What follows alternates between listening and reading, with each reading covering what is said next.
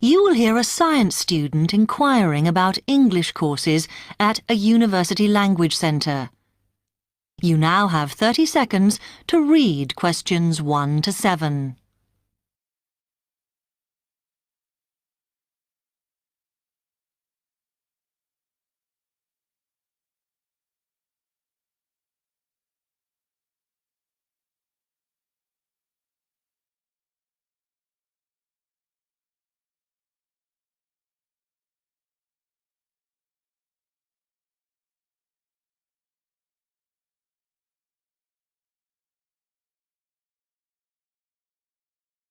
Hi, I've come to ask about the English courses you run for international students. Oh, right.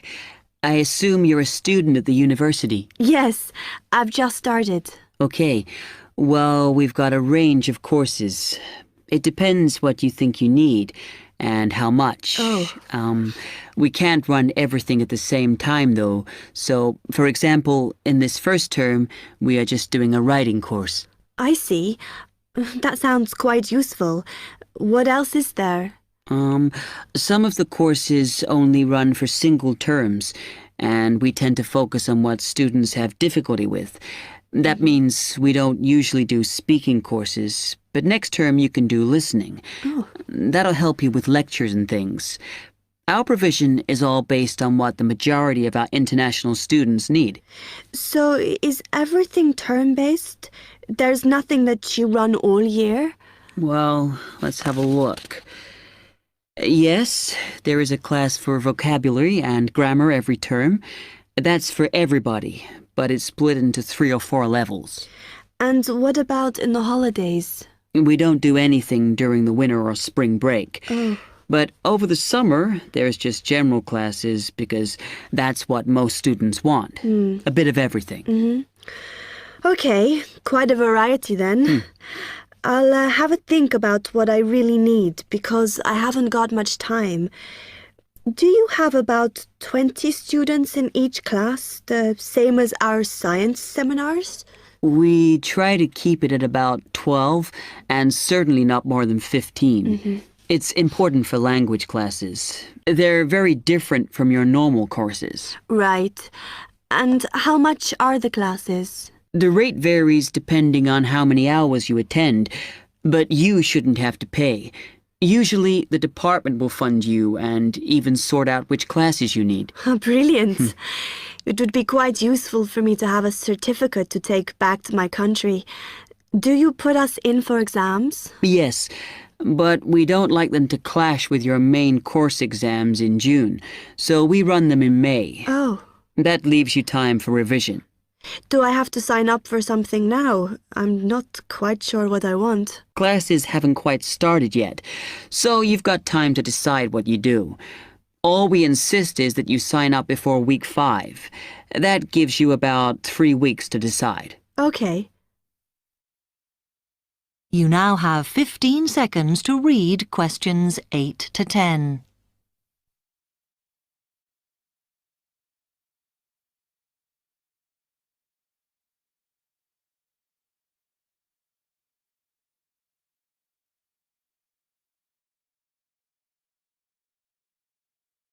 Then, when you've made up your mind, you need to come back here to the administration office to enroll.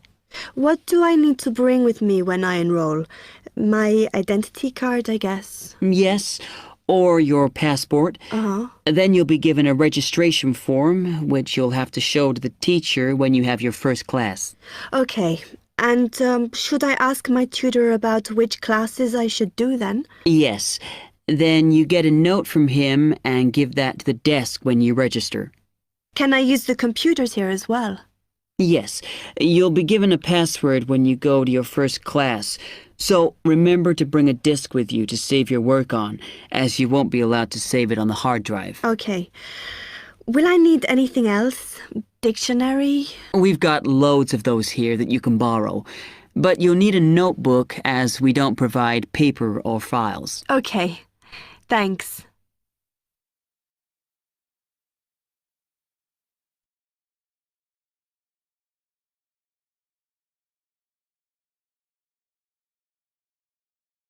That is the end of part 1.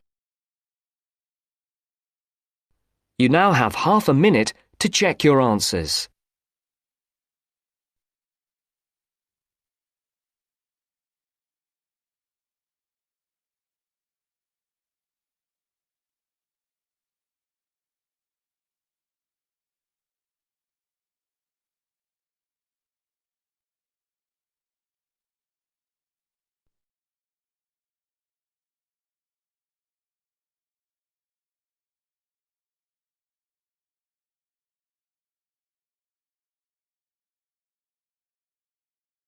Now turns to part 2. Part 2. You will hear a tour guide giving a talk about a relaxation centre. First, you'll have some time to look at questions 11 to 14.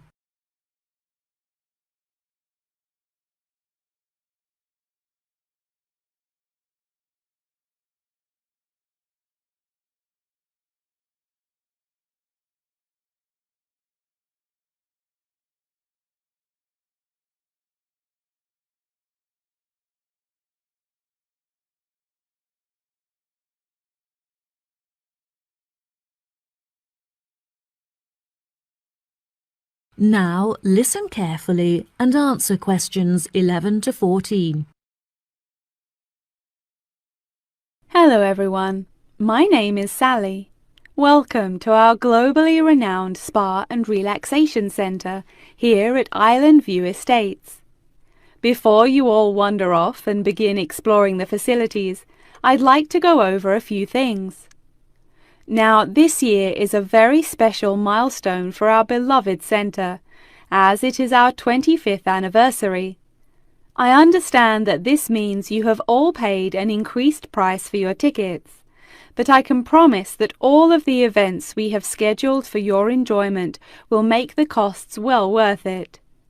I know that all of you have travelled a long distance to make it here to the centre of the New Forest, but it is thanks to its remoteness that our centre is such a beautiful place to relax.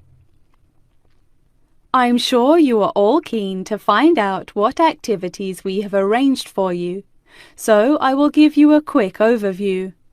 Tomorrow we have arranged for you all to participate in a yoga session for the duration of the morning, followed by a day of relaxation at the pool, where we have ample sun umbrellas to protect you from the sun. On Wednesday, we have organized a sightseeing hike through the forest, where you will be able to test your navigation skills and witness the wild ponies in their natural habitat. It's forecast to be sunny that day, but I recommend that you all bring rainproof clothes just in case. On your last day, we have a special surprise, a pony trek along the beach. We ask that you all wear full-length trousers and that all women have their hair tied up in a ponytail. Helmets are provided at the centre for those who would like to wear one. There are a couple of beautiful attractions here at the centre that you must all be sure to visit before you leave. The Rose Garden, located just at the corner of the property, is home to many indigenous species and is beautifully serene and peaceful, the perfect place to collect your thoughts or read a book. Our sunset boat ride has been the favourite attraction for many of our visitors. Simply hop aboard and relax whilst we sail you out into the open sea to witness one of the most beautiful spectacles that nature has to offer. Last, but certainly not least, is the freshwater pond, which serves as a watering hole of sorts. Some of you may even be lucky enough to spot our resident kingfishers, who are members of a very rare and endangered species. Once you have all unpacked and settled into your rooms, we will be taking you out to the neighbouring island for a bonfire and barbecue dinner. The island is very small, and the bicycle trails make it very easy to explore all of its beautiful corners. As the island is entirely separate from the mainland, it has never been inhabited by wildlife, so you can all roam freely and safely. We have some bonding exercises for you all to take part in around the bonfire, where you can potentially make new friends and discover a lot about yourself. Before you hear the rest of the talk, you'll have some time to look at questions 15 to 20.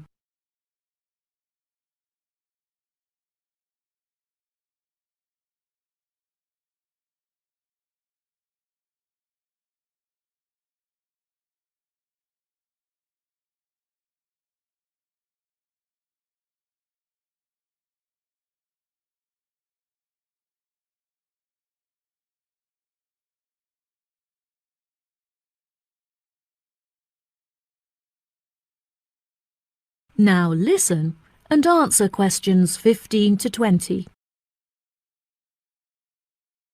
Now, let me tell you a little bit about the facilities that the resort has to offer.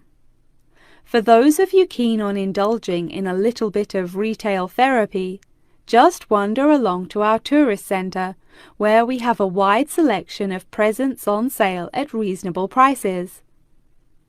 If you are feeling more drawn to the natural surroundings and scenery, I recommend that you take a trek up the mountain, where you can enjoy the panoramic outlook from the peak. For a bit of cultural indulgence, why not pay a visit to our small on-site theatre, where you can enjoy watching a range of movies and check out some works by our resident street artists. Just a 10-minute walk down the road is the local art museum, where you can roam around the sculpture courtyard or admire the many artworks on display. Here at the resort, we are incredibly lucky to be located right next to a nature reserve, where many species of endangered wildlife live in the pond. Just on the bank is a small hut where visitors can observe the fish and birds in their natural habitat.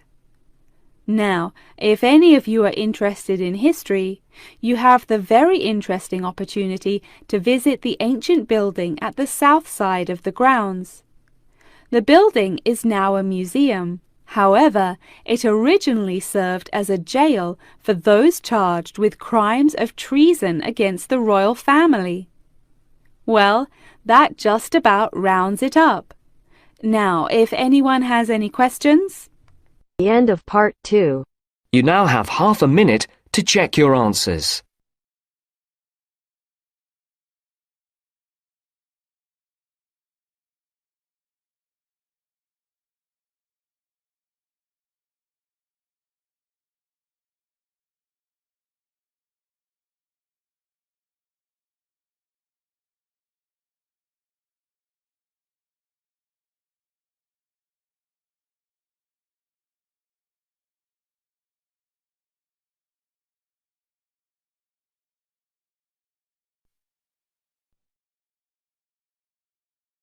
Now turns to part 3. Part 3. To hear a reporter from the New York Times who is presenting a news report prepared by Dion Ciarci and Robert Gabeloff on the topic Middle Class Shrinks, further as more fall out instead of climbing up. First, look at questions 21 to 23.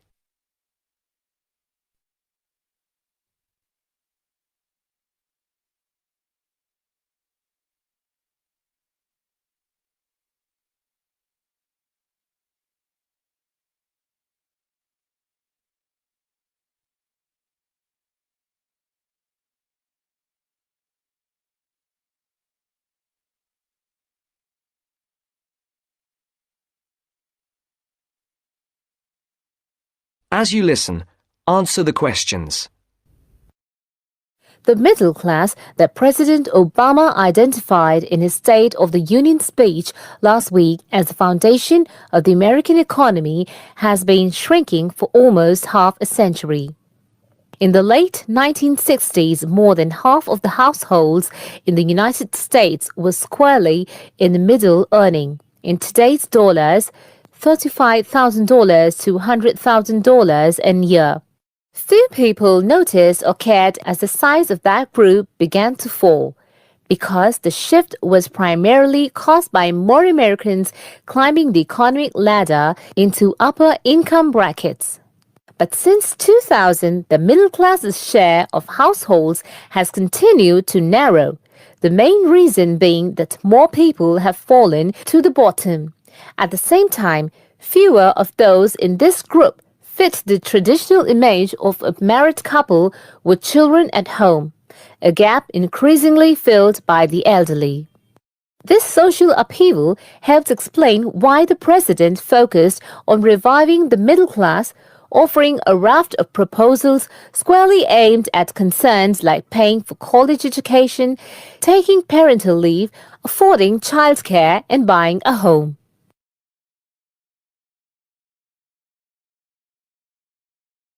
Before the conversation continues, look at questions 24 to 30.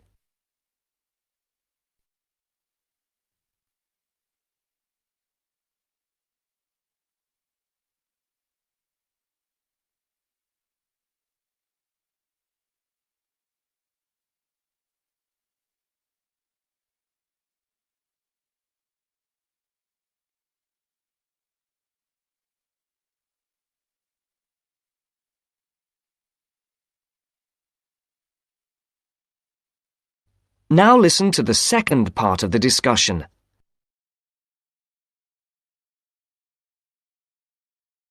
Mr. Obama told Congress and the public, "Still, regardless of their income, most Americans are identified as middle class. The term itself is so amorphous that politicians often cite the group in introducing proposals to engender white appeal.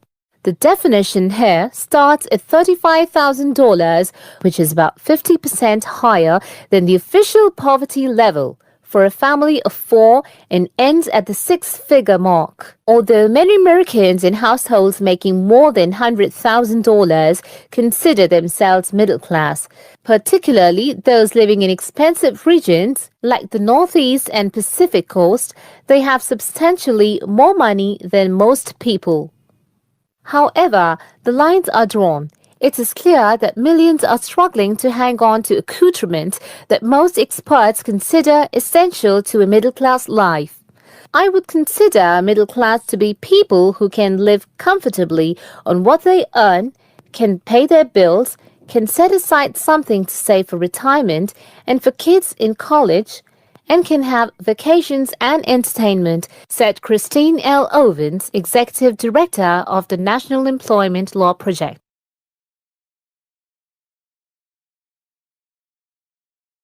That is the end of part 3. You now have half a minute to check your answers.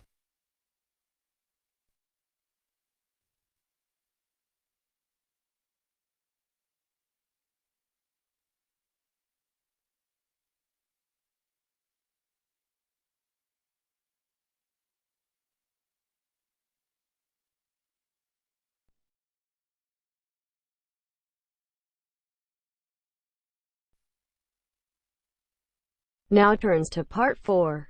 Part 4.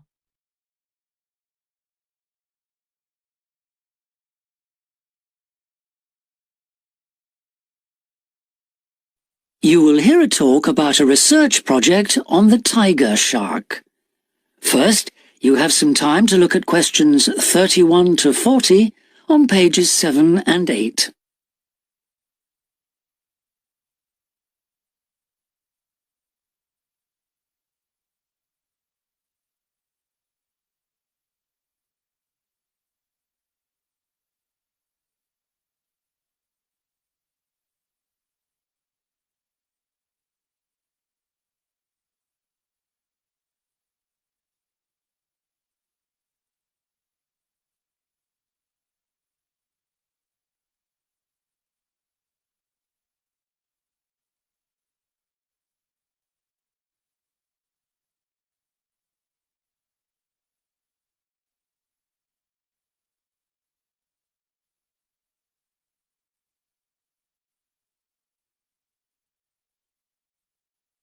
Now listen carefully and answer questions 31 to 40.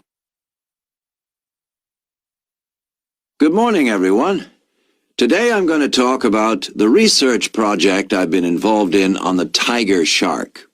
First of all, some background information.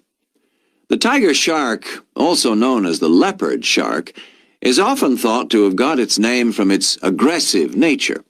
But in actual fact, it's called that because it has dark bands similar to those on a tiger's body. It is a huge creature, growing up to lengths of 6.5 meters. It can be found just about everywhere throughout the world's temperate and tropical seas, but it is most often found along the coast rather than the open sea. In terms of feeding, tiger sharks tend to be most active at night and are solitary hunters. Their preferred prey includes other sharks, turtles, seabirds, and dolphins, to name but a few. However, it's not uncommon to find garbage in its stomach. This is because it tends to feed in areas such as harbors and river inlets, where there is a lot of human activity. Now to the project itself. We are particularly interested in some studies that have been done in the Rain Island area. Observations here have shown that there is a large population of tiger sharks present in the summer during the turtle nesting season. However, during the winter months the sharks disappear. So we decided to do some of our own research there.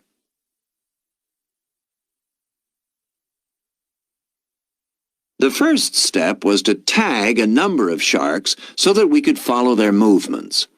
To do this, we first needed to catch the sharks. Early in the morning, we baited lines with large bits of fish and set them in place. These lines were then checked every 3 or 4 hours. If no sharks were caught, the baits were replaced. Once a shark had been caught on one of the baited hooks, it was pulled in close to the boat and secured so that we could carry out a number of brief activities to aid our research. This usually took no more than about 10 minutes and was carried out as carefully as possible to minimize any stress to the shark. Each of the tiger sharks that we caught was measured and fitted with an identification tag, and also a small amount of tissue was taken for genetic studies. For some larger sharks over 3 meters long, we also inserted into the belly a special acoustic tag capable of sending satellite signals, while on other large sharks we attached a camera to the dorsal fin to enable us to study the behavior and habitat use of the sharks. After this, the shark was released, and we were able to follow its movements. So what was the purpose of all this tagging? Well, while we were already familiar with some aspects of the tiger shark's behavior and food sources, what we hoped to do in this project was to see exactly what factors affected the migration patterns of tiger sharks and whether it was, in fact, food, weather, and reproductive needs. These are some of our findings. On February 21st, a large female shark, whom we named Natalie, was attracted to our research boat at the northern tip of Rain Island and fitted with one of the satellite tags I've just mentioned. No transmissions were received from Natalie between April 2nd and April 29th, indicating that she didn't surface to feed during this period. The area in which she was last reported is very shallow, suggesting that she may have changed her feeding preferences during this period to focus on prey found on the sea floor. We also made a number of other discoveries, thanks to the various transmitters we used. It seems that tiger sharks move back and forth between the ocean floor and the surface quite often. This may help the sharks conserve energy while they swim, but it probably also helps them hunt, since this movement back and forth maximizes its chances of not being detected by its prey until the last minute. So far, our findings have not been conclusive. However, we have gained some very interesting insights into the behavior of tiger sharks and are now hoping to develop our research further. That is the end of part 4. You now have half a minute to check your answers.